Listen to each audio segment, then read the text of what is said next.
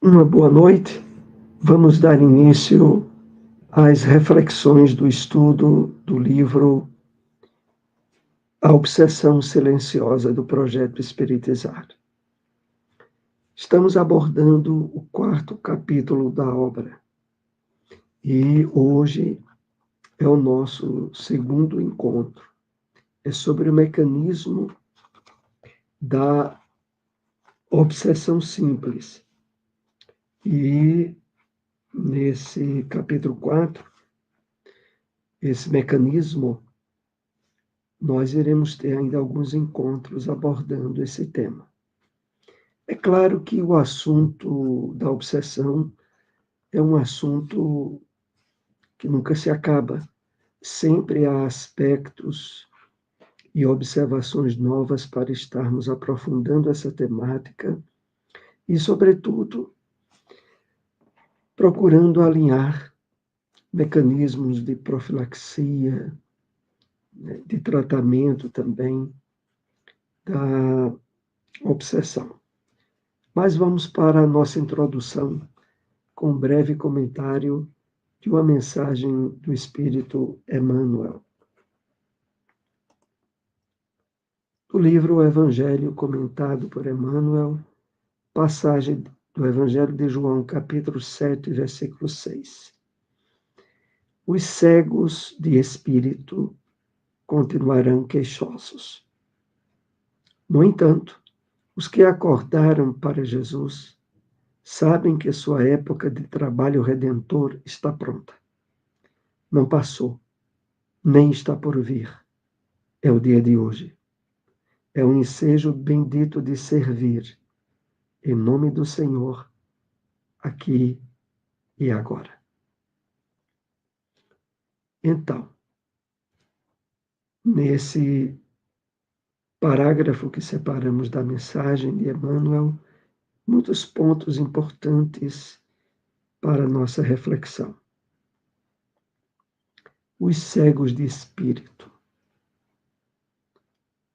Todos aqueles que, não tendo ainda obtido a compreensão espiritual da vida, acreditam que a vida começa no berço e termina no túmulo, e vive submetidos ao jogo dos sentidos físicos e do materialismo, os cegos de espírito. No mundo de provas e expiações, é natural que continuarão queixosos, como Emmanuel aqui coloca. No entanto, os que acordaram para Jesus. Entendamos aqui os que acordaram para Jesus, aqueles que, tendo se deparado com o Evangelho do Cristo, com o entendimento espiritual da vida, despertaram para a essência da vida que é espiritual. Esses sabem que sua época de trabalho redentor está pronta. Não passou, nem está por vir. É o dia de hoje. Então, a hora de trabalho redentor nossa é a hora presente. Redentor aqui como de libertação, de percepção da verdadeira natureza da vida. Então, esse trabalho de superação das imposições do materialismo é um trabalho redentor. Esse estudo que temos feito das obras do Projeto Espiritizar é libertador. Nos ajuda a extrair das lições do Evangelho e de obras espíritas renomadas aspectos muito importantes nessa obra que temos estudado a respeito, sobretudo, da obsessão. Então é o ensejo, é o dia de hoje, o ensejo bendito de servir em nome do Senhor, aqui e agora. E, de fato, meus amigos, através da própria educação do nosso pensamento, de estarmos neste momento compartilhando uma sintonia de objetivos espirituais elevados, de busca do entendimento melhor dos ensinos de Jesus e sua vivência no nosso dia a dia. E isso também faz parte desse trabalho redentor que estamos realizando aqui e agora. Entendemos trabalho, serviço no bem como sendo uma atividade possível de nos envolver nas mais variadas horas do dia a dia. Vamos então refletir sobre o mecanismo da obsessão simples. É a segunda parte do nosso estudo que iniciamos sobre esse tema há uma semana atrás.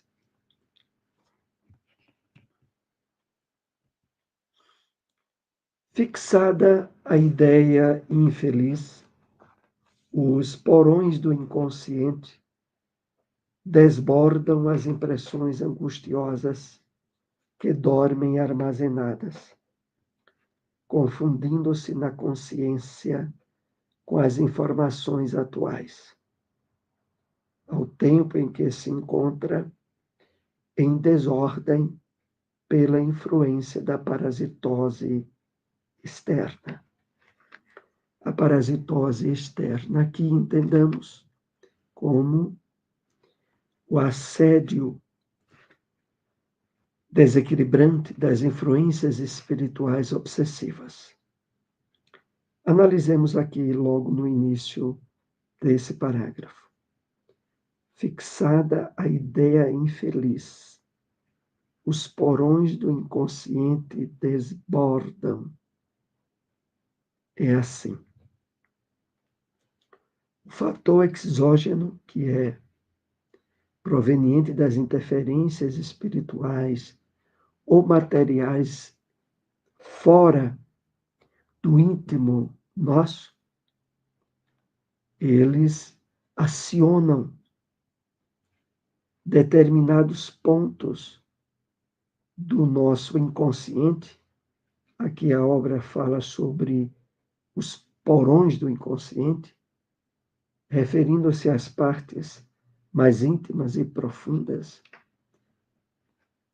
que abrangem tanto experiências dessa vida quanto de vidas anteriores e que dormem armazenadas.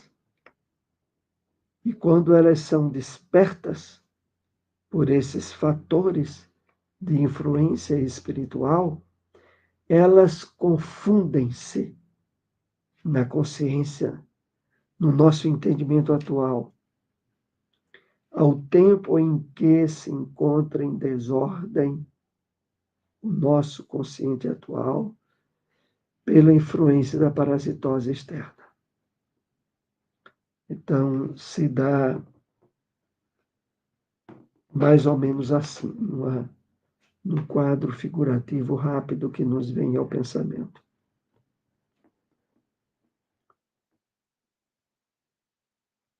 É por fatores de influência espiritual colocado a incidência para que determinado acidente ocorresse, onde dois motoristas se chocam e, naquele momento, é acionado através da influência espiritual os porões do inconsciente daqueles que estão ali conflitados pela ocorrência de ordem material. E aí vem lá do íntimo desses condutores fatores do passado que passam a anular, a isolar as atitudes equilibradas do consciente atual, que levaria à busca de uma solução para aquela ocorrência, sem abrir-se a possibilidades de discussões ou de violência. Mas, submetido a essa influência da parasitose externa, quando olha, nos deparamos com a cena que muitas vezes se direcionam para um crime, para um desastre existencial naqueles que estão ali envolvidos. Se é apenas um quadro para termos a ideia de como se dá essa questão de determinadas situações do nosso inconsciente profundo serem despertados por fatores externos atuais. Por natural processo seletivo e tendo em conta as tendências, as preferências emocionais e intelectuais do paciente, a injunção produz melhor aceitação das recordações perniciosas, que servem de veículo e acesso ao pensamento do invasor.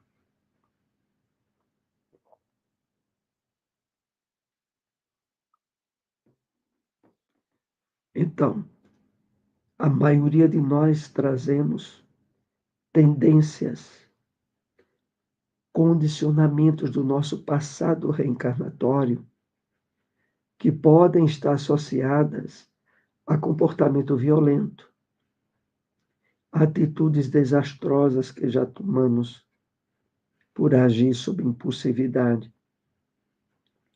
Ora, voltando aqui ao texto, por natural processo seletivo, tendo em conta as tendências, as preferências emocionais, a injunção produz melhor aceitação. Aquela incidência obsessiva por encontrar acolhimento em atitudes do passado tumultuoso nosso, ganha muito mais poder de influência. Quando aqui fala sobre a injunção, produz melhor aceitação das recordações perniciosas que servem de veículo e acesso ao pensamento do invasor. Então, é aí onde está a grande questão da nossa fragilidade espiritual e psicológica, proveniente do nosso passado de erros, de reencarnações anteriores. Por isso, na vida atual, nós devemos fazer o máximo para estarmos envolvidos em atividades do bem, da caridade, renovando os hábitos mentais, agora associando a leitura de conteúdos espirituais profundos, como nos é apresentado pela doutrina espírita, para que a gente vá fazendo um trabalho de reciclagem do nosso inconsciente. E deixemos de ser vítimas frágeis a incisões obsessivas devido a um passado mal resolvido, mal trabalhado. Como, aliás, infelizmente acontece com a maioria das pessoas que ainda não despertaram para a busca de um entendimento espiritual da vida. A obsessão simples é parasitose comum em quase todas as criaturas, tendo-se em vista a infinita variedade das posições vibratórias em que se demoram os homens. Estes sofrem quando influem tais faixas, sintonizando com os outros comensais aí situados. Então, a obsessão simples é parasitose comum. Ou seja, a grande maioria da população, mais cedo ou mais tarde, já passou por processos de obsessão simples. E a causa, como aqui nos é lembrado, é a infinita variedade de posições vibratórias em que se demoram os homens. Essa imensa variedade se dá, sobretudo, por não ter sido realizado esse trabalho importante de ressignificação do nosso passado de erros e de vícios. Então, os homens, sofrem quando influem em tais faixas, sintonizando com os outros comensais aí situados. Os outros comensais aí situados são os espíritos que já conviveram conosco no passado delituoso, que se encontram no plano espiritual, a maioria deles, ou que se encontram, inclusive, entre familiares nossos na vida atual. Aquela pessoa que facilmente, como se diz na linguagem popular, nos tira do sério, que nos desequilibra, que se torna instrumento que acicata, que fere nos pontos mais delicados das nossas emoções.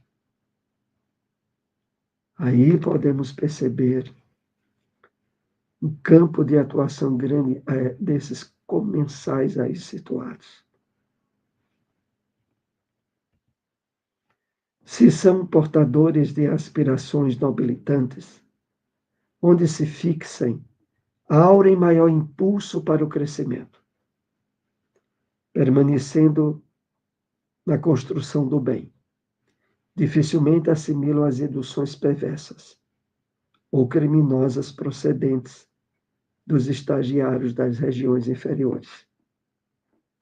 Então, aqui está o outro lado significativo daqueles que estão procurando trabalhar intensamente os valores morais e espirituais do Evangelho de Jesus.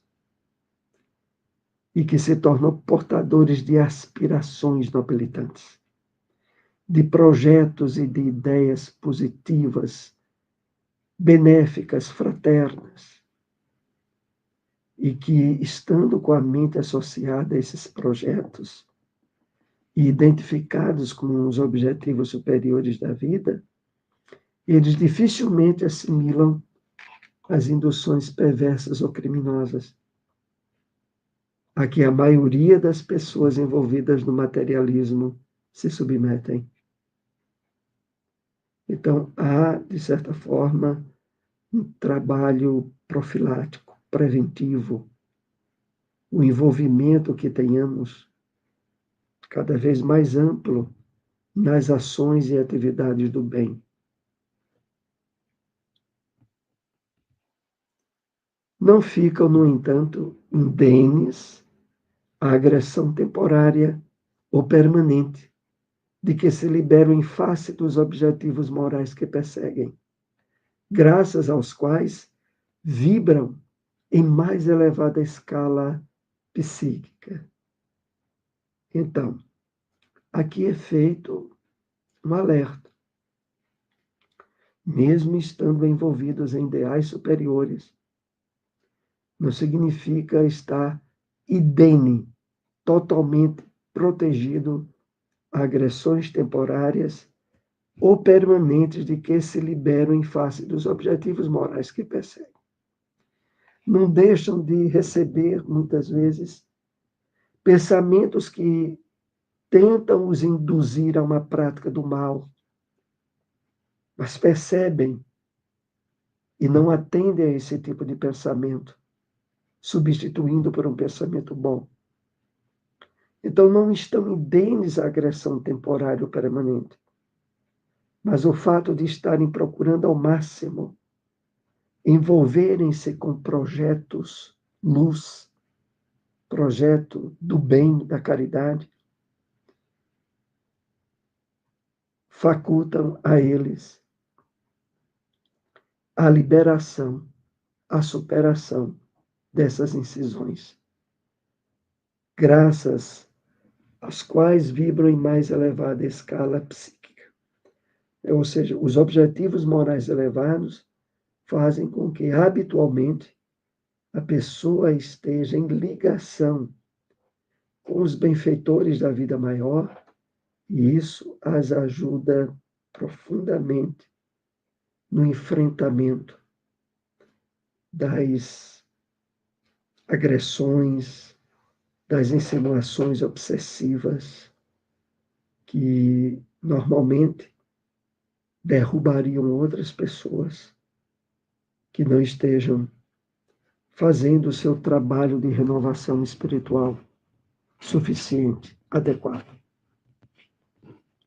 Se interessados, porém, nas colocações da vulgaridade e do prazer, da impiedade ou da preguiça, do vício ou da desordem, recebem maior influxo de ondas mentais equivalentes, resvalando para os despenhadeiros da emoção atortida, do desequilíbrio.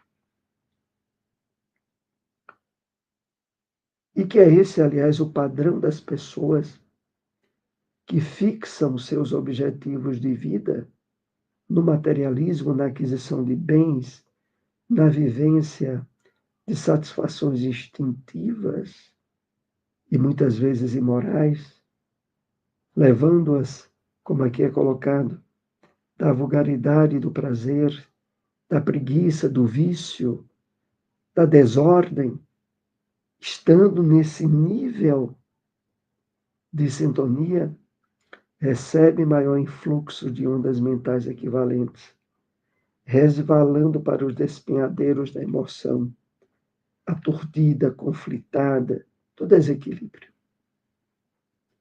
Então aqui vai ficando bem claro a questão. Nós vivemos num mundo de provas e expiações, onde a maioria das pessoas são materialistas, onde essas pessoas vibram espiritualmente, magneticamente, objetivos encharcados por vulgaridades, por vícios, por desequilíbrios morais, emocionais. E desse modo, tornam-se alimento atrativo para as incursões espirituais obsessivas. E é por isso que a obsessão envolve e faz parte frequente da vida dessas pessoas. Tais pacientes conduzem ao leito, antes do repouso físico, as apreensões angustiantes, as ambições desenfreadas, as paixões perturbadoras, demorando-se em reflexões que as vitalizam, vivendo-as pela mente, quando não encontram meios de fruí-las fisicamente. Aqui vai o outro aspecto da questão. Durante o dia, a pessoa está envolvida nas questões do desequilíbrio, das paixões do materialismo. E à noite, levam ainda para o leito apreensões, medos angustiantes, ambições desenfreadas, demorando-se em reflexões antes de dormir, que vitalizam aquilo que já aturdiram, que já esculhambaram tanto com as emoções, com o psiquismo delas durante o dia.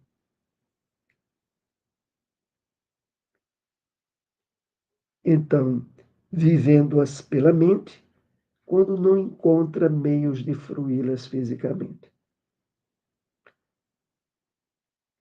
Determinados desequilíbrios de conduta moral que a pessoa não realizou durante o dia ela ainda leva para a cama para refletir sobre aquilo. E aí, quando vem o sono e o desdobramento, é o que nós vamos ver aqui. Ao desdobrarem, sob a ação do sono, encontram-se com os afins, encarnados ou não, com os quais se identificam, recebendo mais ampla carga de necessidades falsas, ou dando campo aos estados anelados que mais os turbam e afligem.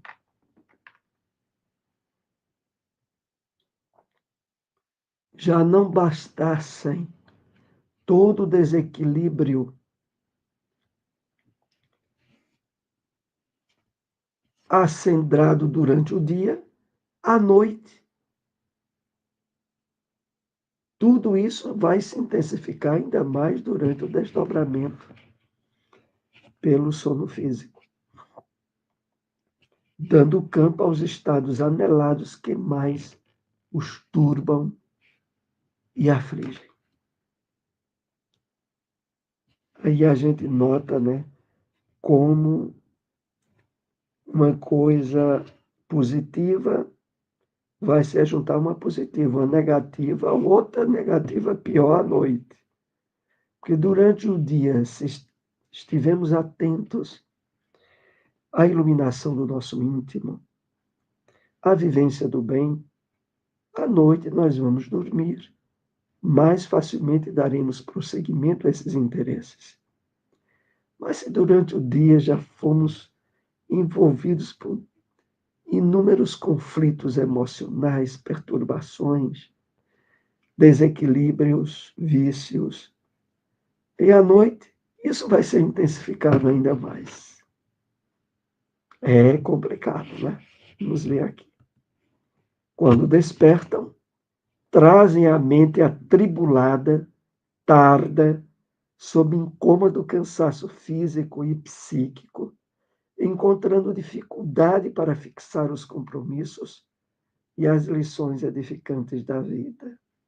Nessa posição, a ideia obsedente, fixada e a viciação estabelecida dá-se o intercâmbio mental. Ou seja, se estabelece plenamente um processo de obsessão.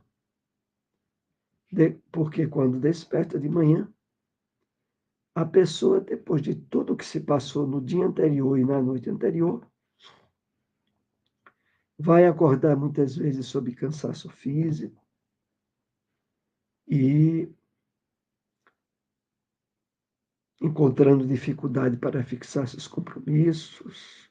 E nessa posição, a ideia obsedente, fixada e a viciação estabelecida, resultado, intercâmbio mental desequilibrante e obsessivo.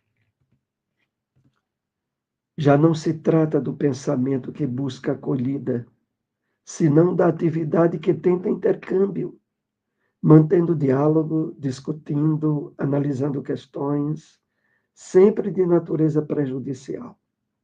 E que a uma pessoa sadia causaria repulsa instintiva, mas que o paciente gosta de cultivar.